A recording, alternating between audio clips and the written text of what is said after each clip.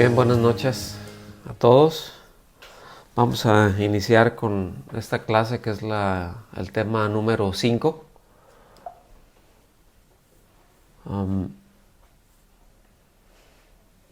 Este tema se llama ¿Han visto mis ojos tu salvación?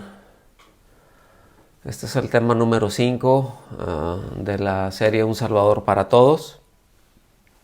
Y yo creo que cuando pensamos en el nacimiento de un bebé, siempre en términos generales va a ser causa de alegría. El hecho de que llegue un bebé, ¿verdad? A la familia, un niño, a la familia, va a ser siempre una alegría. Y la Biblia enseña que los hijos son una bendición de parte de Dios. Que muchas veces las circunstancias no son las más adecuadas, pero el hecho es de que el fruto del vientre es bendito. Es decir, podemos pensar en distintos tipos de circunstancias bajo las cuales un bebé puede venir y nacer en casa y sabemos que por distintas razones algunas de esas circunstancias muchas veces ni son las deseadas ni son las esperadas. Pero yo quiero insistir, el hecho es que la Biblia nos habla de que los hijos son una bendición, que es un fruto, que el fruto del vientre es una bendición. Hay muchos bebés, ¿verdad?, que llegan al mundo en condiciones y en circunstancias terribles, pero esencialmente siempre todo eso será a causa del pecado, no del diseño, ¿sí?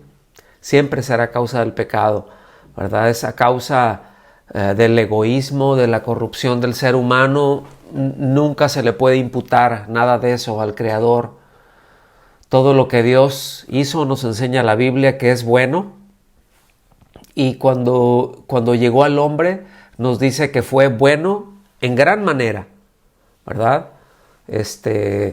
Si vemos la narración que hace el libro de Génesis en el capítulo 1 de cómo el Señor creó las cosas, cuando llega al hombre dice, fue bueno en gran manera. Entonces, nosotros debemos de ubicar que Dios no es el responsable lo voy a poner entre comillas, lo voy a marcar, por bebés no deseados.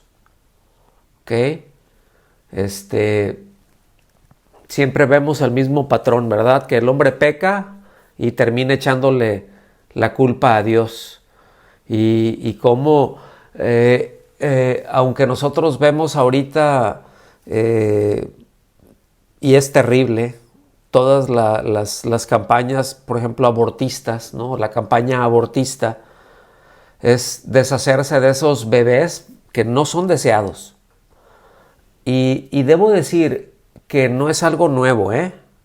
Es decir, esta es una práctica terrible del ser humano y de la que habría mucho que hablar si nos vamos sobre todo a Roma, a finales todo a lo largo del siglo I y un par de siglos anteriores de la cultura grecorromana, de cuáles eran los conceptos, pero no es el tema, no voy a entrar ahorita por ahí. El punto es que el diseño de Dios para los hijos siempre va a ser un hogar con padres que se aman mutuamente, ¿verdad? Que aman al Señor, que tienen una comunión sólida, que tienen una comunión estrecha con Dios, que es Dios mismo el que estableció el proceso para la concepción de los hijos, para el desarrollo de los hijos, y todo eso quedó establecido antes de la caída del hombre. Entonces, esto es muy importante tenerlo presente. ¿Por qué menciono todo esto? Bueno, vamos al texto bíblico, vamos a Lucas, capítulo 2, del versículo 21 al 24, y voy a ir avanzando, conforme vamos aquí en la lección, voy a ir avanzando en los versículos. Pero dice así, acompáñenme a leerlo, por favor. Dice, cuando se cumplieron los 8 días para circuncidar al niño, le pusieron por nombre Jesús, el nombre dado por el ángel antes de que él fuera concebido en el seno materno. Al cumplirse los días para la purificación de ellos, según la ley de Moisés, lo trajeron a Jerusalén para presentar al niño al Señor. Versículo 23. Como está escrito en la ley del Señor, todo varón que abra la matriz será llamado santo para el Señor. Y para ofrecer un sacrificio conforme a lo que fue dicho en la ley del Señor, un par de tórtolas o 2 pichones. Es decir, aquí nos está hablando de la referencia es Levítico 12:8, que era una de las leyes de la purificación, ¿verdad? Después del parto. Entonces, podemos ver nosotros que la situación de José y María no era de pobreza, sin embargo, no era de abundancia, ¿verdad? Por lo que ellos presentaron el sacrificio que la ley requería a quienes tenían pocos recursos. Generalmente era un cordero y un pichón o una tórtola, pero aquí se presentaron un par de tórtolas, ¿no? Entonces esto nos empieza a traer mucha luz. Jesús tenía, la semana pasada vimos cómo el Hijo de Dios se hizo hombre, ¿verdad? Vino, nació. Pero en todo esto vienen los días, acuérdense que ellos estaban en Belén, y vienen los días en donde a los 8 días de nacido, la ley estipulaba que debía circuncidarse todo varón, ¿verdad? A los 8 días de nacido. Entonces, evidentemente eran padres piadosos, ¿verdad? Eran padres que seguían la ley que Dios había establecido, toda la ley ritual, las leyes ceremoniales, y subieron a Jerusalén, al templo, a presentar al niño, a circuncidarle, etcétera, ¿no? Entonces, fíjense, además de que Lucas es el único que trata el asunto de la circuncisión del Señor, también nos da estos detalles que nos permiten ver que José y María eran padres piadosos, era gente creyente, ¿verdad? Eran obedientes a lo establecido por Dios. Esto es muy importante a resaltar porque en esa dirección fueron cumpliendo no solamente en el sentido de sus propias vidas, pero enseñando también, en este caso, pues a ese pequeño niño, ¿verdad? Instruyéndole en los caminos del Señor, y posteriormente, bueno, pues a los demás hijos que tuvieron, ¿verdad? Pero yo quería hacer la reflexión aquí de qué impresión que al cumplir los ritos, pónganme atención en esto, por favor. Todos los ritos que están en la ley, la semana pasada les mencionaba que son sombra y que eran una figura, que eran un tipo de lo que había de venir. Entonces, es muy impresionante, al menos para mí, que al cumplir los ritos establecidos por la ley ceremonial, ¿verdad? Al mismo tiempo estaban ellos cargando, estaban llevando a ese bebé, a ese cuerpecito dependiente de ellos en ese momento, al que apuntaban todos aquellos rituales. Es decir, todo aquello que ellos estaban llevando a cabo, volteaban a ver y podían ver a ese bebé y decían, ¡ay! Se trata de él. Todo esto que estamos haciendo apunta a él. Y volteaban y veían el templo y todo esto apunta a este pequeño. Yo no sé si en algún momento lo habían meditado, pero debió de haber causado tanto en José como en María una impresión pues bastante grande, ¿no? Entonces, consideren ustedes el peso en el corazón que había en José, en María, al ver a este niño, ¿verdad? Que era de quien se hablaba desde Génesis 3:15. Qué impresión, ¿no? Porque estaban conscientes. Había pasado mucho tiempo en donde, al menos ya a este punto, pues ya habían pasado 9 meses y unos días, ¿verdad? En donde ellos podían meditar acerca de esto, esta es la promesa de Dios hecha en Génesis 3:15, esto es lo que Dios le habló a Adán, Eva, incluso a la serpiente, ¿sí? Y todo lo que se habló en todo el Antiguo Testamento a lo largo de la ley y de los profetas, ¿sí? Lo que estuvieron esperando, ese silencio de 400 años, de más de 400 años, de pronto ya lo empiezan a ver ahí. Y qué peso al entender que los animales que habían sido sacrificados, ¿verdad? En el caso primario, que fueron sacrificados por Dios para cubrir el pecado de Adán y de Eva, pues eso era lo que Dios haría con ese pequeño que en ese momento tenían ellos en sus brazos y que quitaría el pecado de todo aquel que pusiera su confianza en él. Ellos podían ver, ¿verdad? Ese cordero pascual, tantas Pascuas que habían celebrado, y ellos veían a ese niño y decían, es que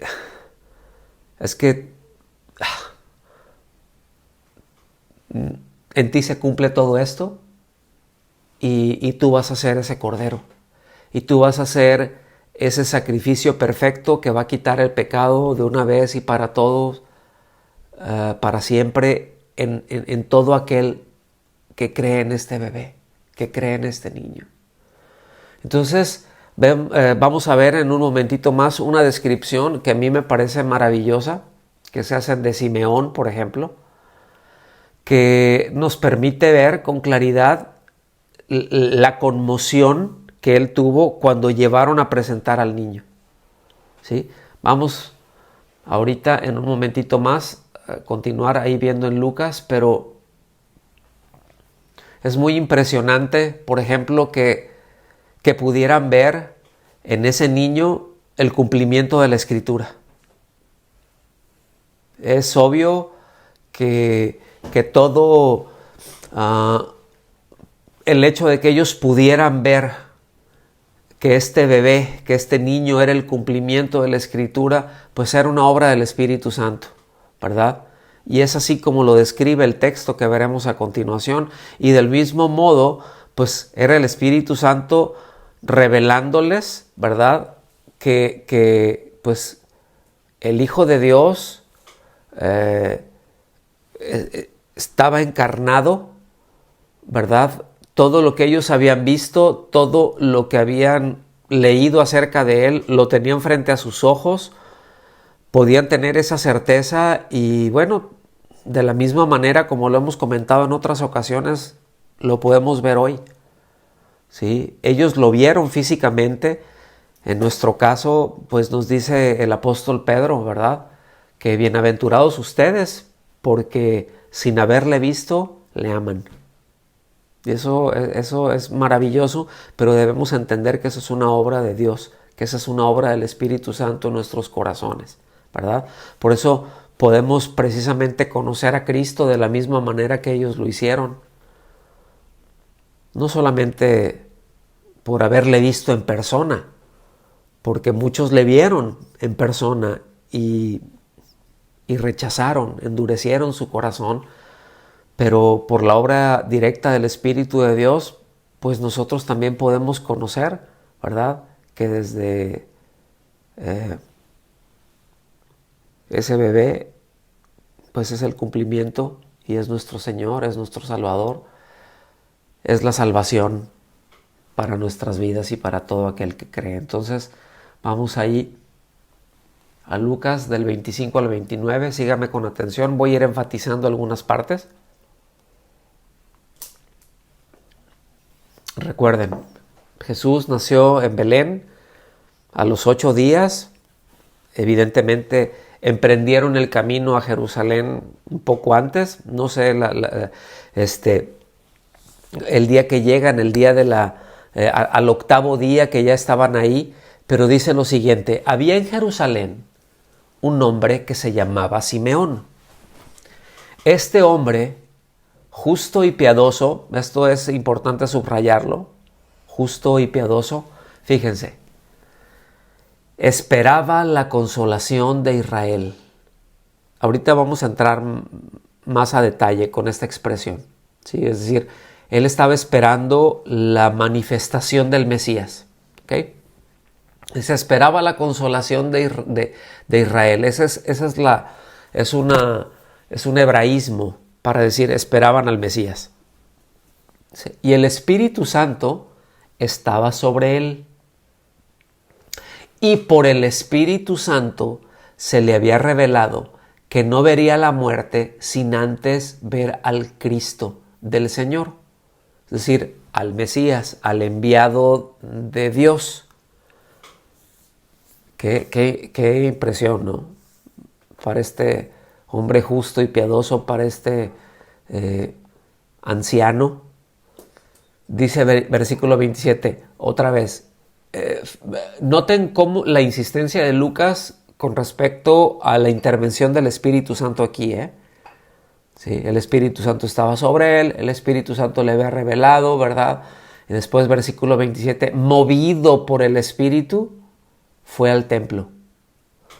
Y cuando los padres del niño Jesús lo trajeron para cumplir por él el rito de la ley, Simeón tomó al niño en sus brazos y bendijo a Dios diciendo: ahora, Señor, permite que tu siervo se vaya en paz, conforme a tu palabra. Yo no sé, a mí me parece muy, muy fuerte esto, ¿verdad? Me parece muy significativo porque había hombres y mujeres piadosos que, repito, esperaban la consolación de Israel, es decir, la esperanza de que el Hijo de Dios viniera en carne para traer la paz con Dios de una manera permanente. Y nos habla de este hombre que estaba ahí y que este es uno de los videos que a mí me gustaría ver cuando estemos en el cielo, ¿verdad? De estar ahí cumpliendo el rito de la circuncisión y de todas las cosas que se estaban dando ahí. Y este hombre le pide en sus brazos, ¿verdad? A María: déjame cargar préstame a tu hijo, déjamelo cargo. Y empieza a verlo y yo no sé, yo asumo que incluso empezaría a llorar, yo no sé, pero para mí particularmente este es un momento que tiene una carga emocional muy fuerte por todo lo que está ocurriendo, pero por lo que dice. Es decir, él estaba cargando ahí la esperanza que Israel tenía. ¿Cuál era esa esperanza? De que el Hijo de Dios viniera en carne para traer una paz permanente con Dios. Sí, el Verbo se había encarnado, entonces para poder salvar mediante la entrega de su vida a todo pecador que crea en Él. Esto es tremendo. Ahora, nosotros lo podemos decir de una manera muchísimo más rápido, pero otra vez, vean ese video. ¿Sí? Vean lo que se va desarrollando por ahí. Entonces, como dice el pastor Samuel Pérez Millos, la paz había entrado al mundo revestida de humildad, en la corporalidad de un niño que podía ser sostenido en brazos humanos. Otra vez, la paz, esa condición para tener comunión y estar en buena relación con Dios, dice, había entrado al mundo revestida de humildad en la corporalidad, en el cuerpo de un niño que podía ser sostenido en brazos humanos. ¡Wow! En ese niño entonces se centraba en la realidad de todo lo que Dios estaba haciendo para salvar al pecador. Ellos lo estaban viendo y Simeón lo estaba viendo y lo estaba entendiendo perfectamente. Y piensen ustedes, porque estas son las únicas palabras que registra Lucas, pero hubieron más, definitivamente. Conversaciones, gestos, expresiones que habían, ¿sí? Y cómo todo esto se iba desenvolviendo, cómo se iba desempacando delante de ellos, cómo en ese niño veían la promesa cumplida del plan de salvación. Sus ojos lo estaban viendo. Y yo no sé, asumo que así fue, ¿verdad? Que Simeón no lo vio y se quedó así como muy tranquilo, sino que empezó igual a decir en voz alta y gente a acercarse, gente a escuchar, gente a ver lo que estaba pasando. Porque aquí se estaba manifestando algo muy fuerte, ¿sí? Y que en este caso Simeón lo expresa, como lo veremos más adelante, es que estoy viendo la salvación de Dios. O sea, la salvación de Dios es tan palpable, no es una idea, es una persona. Lucas, entonces, nos cuenta de manera muy enfática que tanto esa esperanza como la revelación de la persona del Hijo de Dios es una obra directa del Espíritu Santo para todo aquel que confía en Él y que espera en Él. Y esto es muy importante porque nosotros sencillamente damos respuestas a las iniciativas de Dios. Nosotros sencillamente damos respuestas a las iniciativas que tiene el Espíritu Santo. Es decir, si yo no tengo no voy a decir solamente una buena actitud, pero si yo no estoy dando respuestas a aquello para lo que Dios me viene preparando, pues sencillamente me lo puedo perder, como muchas veces nos pasa.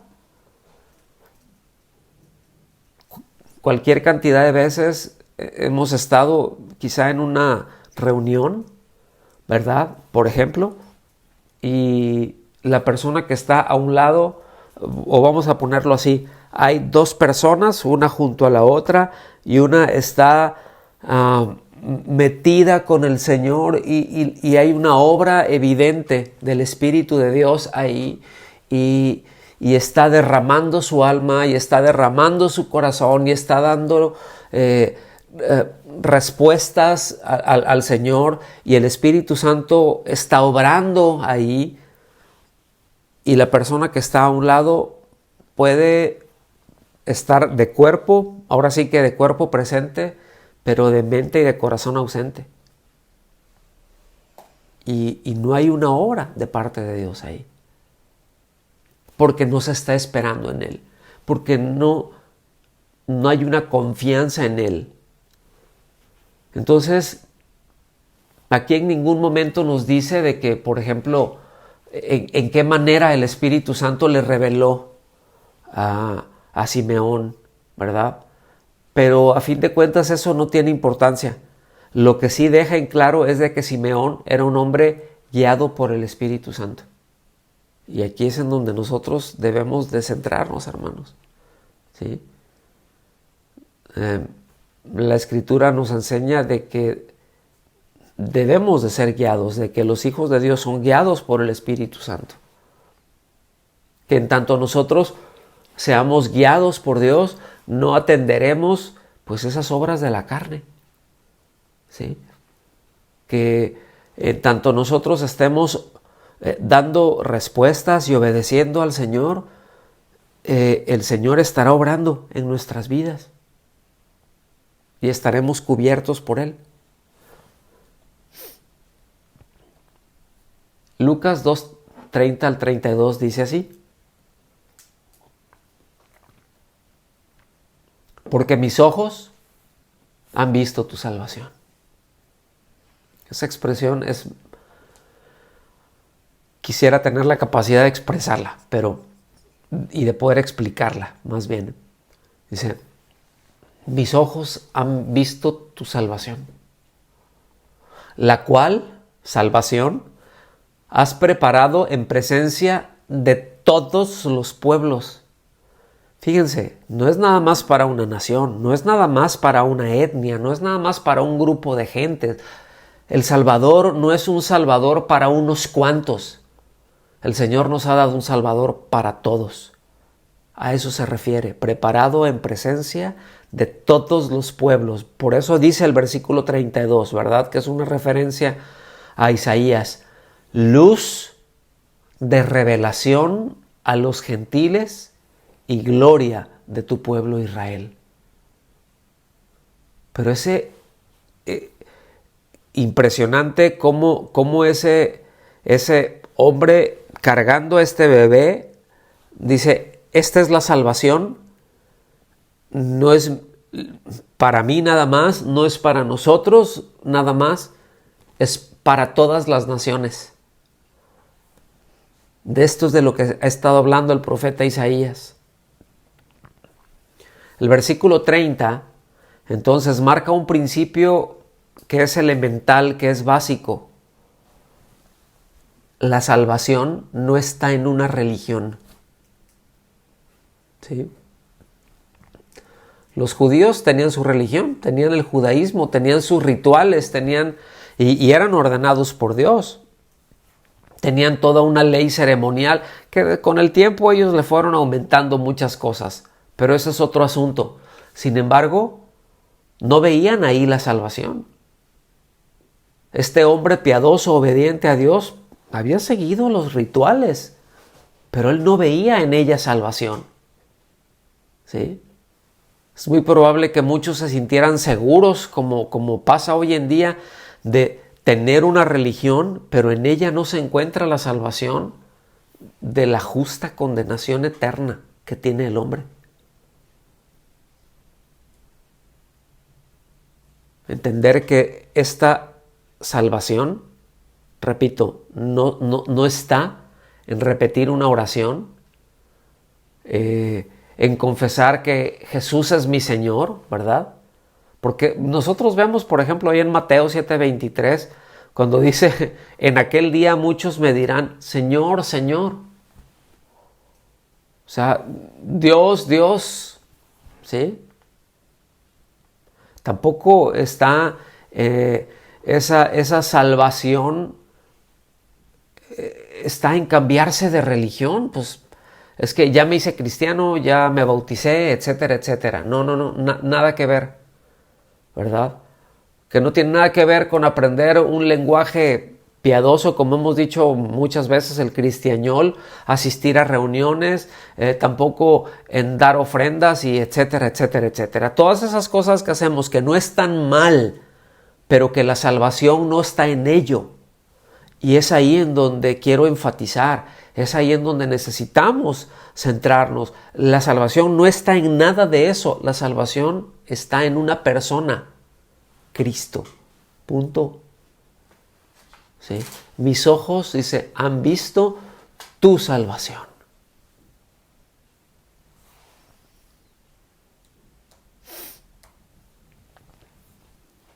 podemos nosotros hacer muchas cosas buenas. Todos podemos cumplir con ciertas cosas, repito, pero la salvación no se encuentra ahí. La salvación es una persona.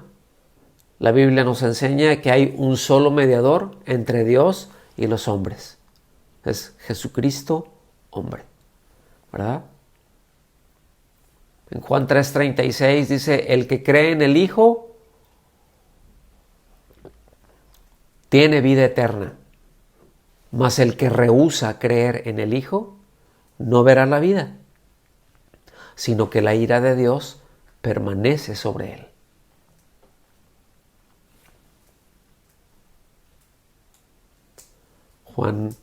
Primera de Juan 3:3 dice, todo el que tiene esta esperanza puesta en Él se purifica así como Él es puro. La Nueva Traducción Viviente, este último versículo se lee, dice, como se mantendrán puros. Es decir, el que tiene la esperanza puesta en el Señor se mantendrán puros. Esto es muy importante de entender, hermanos, porque el hecho de caminar en rectitud con el Señor, el hecho de vivir como creyentes, ahora sí que como cristianos, no es mediante una serie de normas y de reglas que se deben de seguir. Esto lo he repetido cualquier cantidad de veces y lo seguiré haciendo, ¿sí?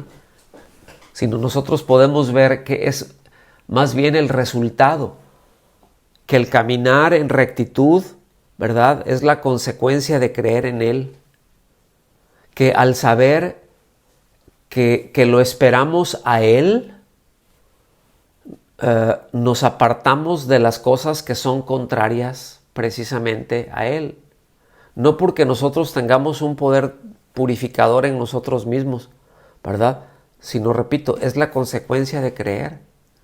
No es el requisito. Me limpio entonces para creer o me limpio entonces para ser salvo. No, es por cuanto he sido salvado, por cuanto he sido redimido, por cuanto mis ojos han visto la salvación, porque en Él está mi esperanza, es que guardo mi vida y guardo mi vida de un montón de cosas, ¿sí?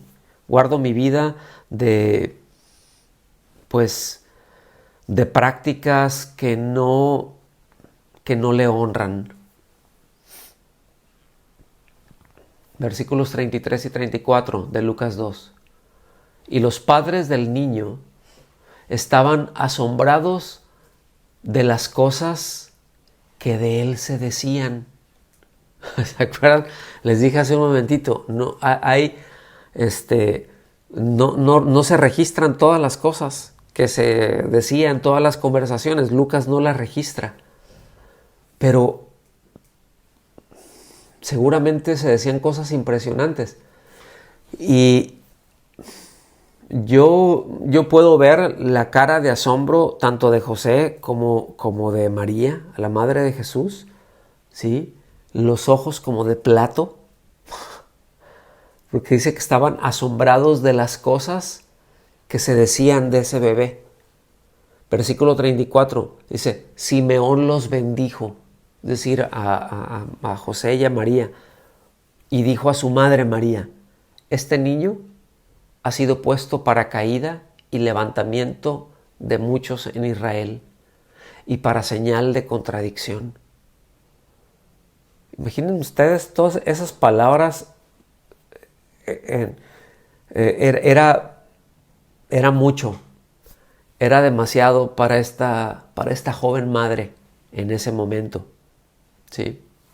Pero nos dice, ¿verdad?, que este niño ha sido puesto por caída, esto es, que sería una piedra de tropiezo para aquellos que se amparan en una justicia propia, para aquellos que no ven en Él la salvación. Y la razón que vemos es porque aman más las tinieblas. Y ahorita vamos a entrar para allá.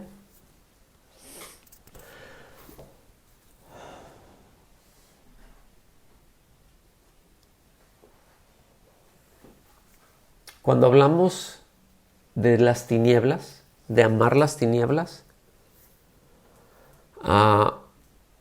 pues no se refiere solamente o no está limitado a una vida desordenada, a una vida desenfrenada, moralmente reprobable. No es así. Cuando se habla de amar más las tinieblas, ¿verdad? Aquí se refiere tanto a esa persona que es desenfrenada, a un disipador, pero también a un moralista que se apoya en su propia justicia, que no consideran que necesitan venir a Cristo, que a fin de cuentas terminan rechazando todo lo que Dios dice, de que la salvación está en su Hijo. Eso es amar las tinieblas. Puede ser una persona que tenga un nivel de decencia muy alto y aún, vamos a decirlo, moralmente bien, pero que no cree, que no piensa, que no confía que él necesita ser salvado, o bien que ya tiene una salvación, una religión, de la cual depende y por lo tanto pues no necesita más, que ya con eso está cubierto y que no necesita venir a Cristo. Entonces, todo lo que se está dando aquí, el contexto es muy profundo, hermanos, porque el contexto precisamente era de gente muy ritualista. Estaban en el templo, estaban en Jerusalén. Había mucha gente que iba, muchos esperando, como nos dice, ¿verdad?, que estaban con la esperanza puesta en que el Mesías llegara, en que el Hijo de Dios se encarnara, en que apareciera, en que llegara por ahí. Pero muchos otros no, sencillamente cubriendo un espacio, cubriendo una conciencia. Y por eso es tan significativo cuando Simeón carga a este niño y dice en el versículo 30, es que mis ojos han visto al Salvador, han visto tu salvación. Ya me puedo morir, ¿sí? Tuve una promesa de parte tuya de que yo no iba a morir sin ver tu salvación, porque cuánta gente pasó así. Cuando nosotros vemos el capítulo 11 de Hebreos, de hecho, habla de esto. Dice que muchos de esos héroes de la fe, dice que no recibieron la promesa, o sea, nada más la saludaron, dice así de lejos, ¿verdad?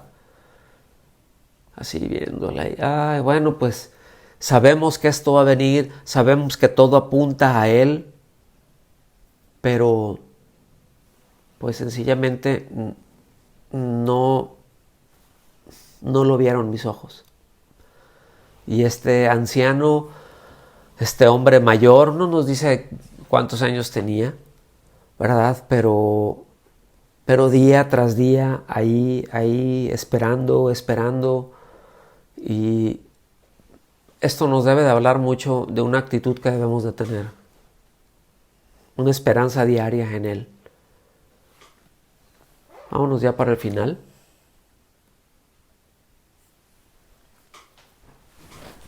Dice también, y para el levantamiento de muchos en Israel. ¿Qué quiere decir esto?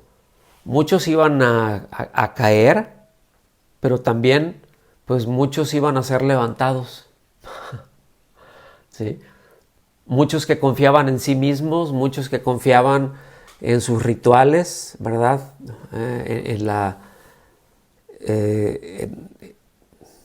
En ese cumplimiento de la ley ceremonial, pero que aún viéndolo, y lo vemos a lo largo de los evangelios y veremos con mucha precisión muchas cosas que va dando Lucas y que nos va hablando, cómo iba siendo un despliegue de poder, de señales de que Él es la salvación, y le rechazaron. Sin embargo, también muchos, como nos dice aquí, serían levantados. Muchos iban a creer, a poner su confianza en Él. Entonces, lo dicho por Simeón nos deja ver que el Señor es como una especie de imán que atrae a unos pero que repele a otros. Siempre causó ese efecto, ¿sí? Siempre atrajo a algunos como un imán, pero al mismo tiempo dice que polos, una ley de la física, ¿verdad? De que polos opuestos se atraen, eso es lo que pasa con un imán, pero polos semejantes, a la hora de que se ponen, se acercan, o sea, uno los acerca y se repelen, ¿verdad? Se empujan. Judas, por ejemplo, lo vendió y se suicidó. Judas sabía quién era él. Sin embargo, por 30 monedas de plata lo vendió y terminó suicidándose. Pedro lo negó, pero se arrepintió. Un ladrón se burló de él estando ahí en la cruz y blasfemó de él, pero el otro confesó su condición, ¿verdad? Acuérdate de mí. Y el Señor le dijo, hoy mismo vas a estar conmigo en el paraíso. Después, con un poquito más de tiempo, les quiero invitar a que lean con más detenimiento ahí en Efesios capítulo 2, versículo del 4 al 7, es poquito, pero nos deja ver la riqueza, la grandeza de Dios, la riqueza de su gracia para con nosotros. Sí, eso es lo que nos dice ese pasaje. Entonces, mis hermanos, para quienes lo rechazan, pues es puesto por caída. Y todo esto, estos padres jóvenes guardando en el corazón y podían decir, ahora sí que, ¿cómo es esto, no? Pero, bueno, que él mismo va a ser un estorbo, ¿verdad? Que van a tener, pero para quienes ponen su confianza en él, para quienes tienen su esperanza, ¿verdad?, en él, en su muerte expiatoria para el perdón de sus pecados, es puesto para levantarlos. Y esta es una enseñanza breve, pero creo que es muy representativa y muy sustanciosa,